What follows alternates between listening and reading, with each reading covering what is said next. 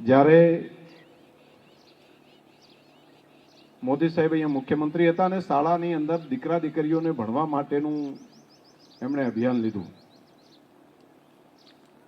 Record check કર્યો ગુજરાતનો કે 50% કરતાં વધારે દીકરીઓ તો હજુ નિશાળમાં દાખલ જ નથી થતી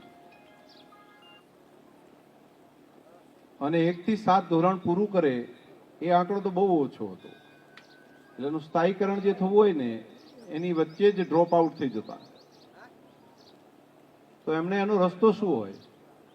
શિક્ષક મિત્રોને જોડ્યા, શાળા પરિવારને જોડ્યું, ગામને જોડ્યું અને આખી સરકારને જોડી અને એક નવી પરંપરા ચાલુ થઈ કે આપણે ત્યાં એક બાળકને નિશાળે દાખલ કરવા જાય માત્ર મા બાપની જવાબદારી છે તેવું નહીં, સમાજ જીવનની, પ્રજા જીવનની જવાબદારી છે. અને તેની અંદર સરકારના મંત્રીઓથી કરી અધિકારીઓ બધાને મૂકવાનું કહ્યું, જાઓ આંગળી પકડીને નાના નાના બાળકોને નિશાળે દાખલ કરો.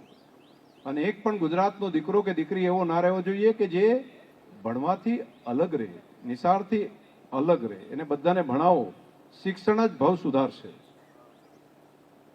અને એ વાત આજે ગુજરાતની અંદર અસરકારક સાબિત થઈ છે. આજે તો એક સંસ્કૃતિ બની ગઈ છે.